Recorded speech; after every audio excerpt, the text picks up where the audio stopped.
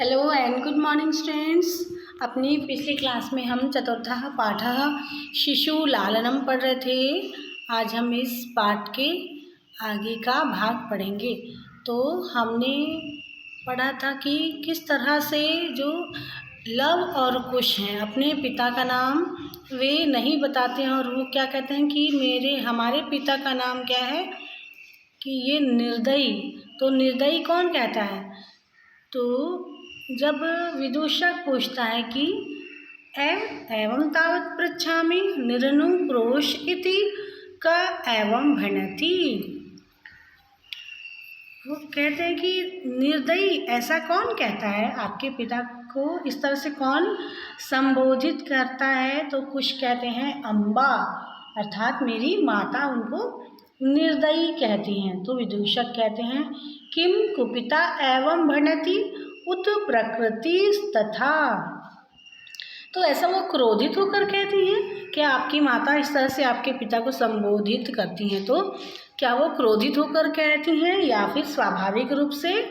तो कुछ कहते हैं यद्यावयोर्बाल भावजनितं किंचिद विनयं पश्यति तदा एवं अधिक्षिपति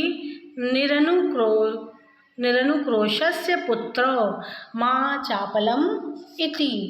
तो कहते हैं कुछ कि यदि कभी हम दोनों की बचपन के कारण उत्पन्न हुई उद्दंडता शरारत देखती हैं, अगर हम कभी कभी बचपन में तो सारे बच्चे शरारत करते ही हैं, है ना, तो वे लोग भी कभी कभी शरारत करते हैं। तो अगर वो देखती हैं इस तरह से हमें शरारत करते हुए तो फटकारती हैं कि निर्दयी के पुत्रों चंचलता मत करो, शरारत मत करो। इस तरह से वो हमें कहती हैं कि अरे वो निर्दयी के पुत्रों इस तरह से शरारत मत करो, मुझे परेशान मत करो। तो विदूषक कहते हैं एतद्योर यदि पितुर्निरनुक्रोश इति नामधेयम् एतयोर जननी तेनाव मानिता निर्वासिता एतेन वचनेन दारको निर्भत्स्यन्त्यति। तो विदूषक कहते हैं यदि इनके पिता का नाम निर्दयी है तो इनकी माता को उनके द्वारा अपमानित करके घर से निकाला होगा। तो वो अपने मन से ऐसे ही वो संभावना बताते हैं कि हो सकता है इनके पिता ने इनकी माता को घर से अपमानित करके निकाल दिया होगा। इसी कारण इतने कठोर शब्द वो आप दोनों पुत्रों से इस तरह से कठोरता से बात करती हैं आपके पिता को लेकर। पुत्रों से तो उन्हें कोई भी शिकायत नहीं है, शिकायत है उनके पिता से। तो राम स्वयं से कहते हैं धिक् मामेव भूतं सा तपस्विनी मत्कृतेनापराधेन स्वापत्यमेवं मन्यु भयरक्षरैर्निर्भर्स्यति। तो कहते हैं कि राम अपने मन में ये विचार करते हैं कि मेरे भी इस प्रकार से होने पर धिक्कार है, क्योंकि राम ने भी ऐसा ही किया था। अपनी पत्नी सीता को उन्होंने घर से बाहर भेज दिया था, वन में अपने भाई के द्वारा, लक्ष्मण के द्वारा वन पर उनको छोड़ आए थे लक्ष्मण जी, राम जी के कहने पर। तो कहते हैं कि इस तरह से तो मैंने भी किया है और मुझ पर धिक्कार है। वह तपस्विनी मेरे द्वारा किए गए अपराध के कारण अपनी संतान को इस प्रकार के क्रोधपूर्ण वचनों से धमकाती हैं।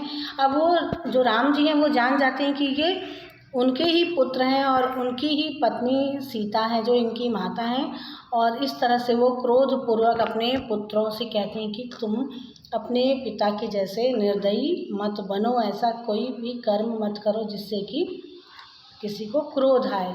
सवाष्पम अवलोकयति, अब वो अपने पुत्रों को, जैसे कि हम कभी कभी दुखी होते हैं, अंदर से दुखी होते हैं, तो किस तरह से दुख हमारे अंदर भर जाता है, तो वही इसी तरह से वो अपने पुत्रों को निहारते हैं, देखते हैं दुख से भरे हुए। फिर राम कहते हैं अति दीर्घः प्रवासो अयं दारुणश्च विदूषम अवलोक्य जनान्तिकं कुतूहलेनाविष्टो मातरं नयोर्नामतो वेदितुम् इच्छामि न युक्तं च स्त्रीगत मनुयोक्तुं विशेष तस्थोपवने तत् को अत्राभ्युपायः। तो राम जी कहते हैं यह सीता का वन में रहना रूपी प्रवास बहुत लंबा और कठोर है। और जब वो इस तरह से सुनते हैं उनके बारे में, उनकी माता के बारे में, तो उनको बहुत ज़्यादा दुखी हो जाते हैं और आँख से उनके अश्रु बहने लगते हैं। और फिर कहते हैं कि इस तरह से सीता का वन में रहना बहुत लंबे समय तक रह रही हैं, लंबे समय से रह रही हैं सीता वन में। और विदूषक को देखकर, उसकी तरफ देखकर कहते हैं उत्कंठा से भरा इन दोनों की माता को नाम से जानना चाहता हूँ, मैं इनकी माता का नाम जानना चाहता हूँ। और स्त्री के विषय में बात करना ठीक नहीं है, विशेष रूप से तपोवन की। तो क्या यहाँ क्या उपाय हो सकता है? वो विदूषक से पूछते हैं कि अगर वो सीता हैं तब तो ठीक है, अगर कोई दूसरी स्त्री हो तो उनके विषय में बात करना इस तरह से उचित नहीं है, इसलिए मैं इनकी माता का नाम जानना चाहता हूँ। तो आज के लिए इतना ही स्टूडेंट्स, अपनी अगली क्लास में हम इस पाठ के अगले भाग को पढ़ेंगे।